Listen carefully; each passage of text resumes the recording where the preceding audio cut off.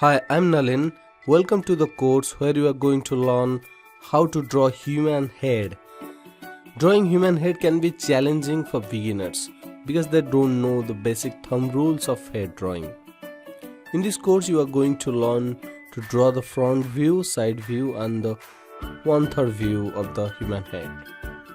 We are going to start with front view with the foundation.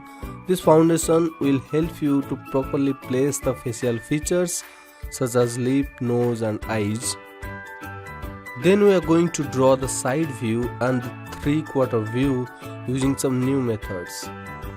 After watching this course, your head drawing will improve dramatically and you will enjoy to draw human heads.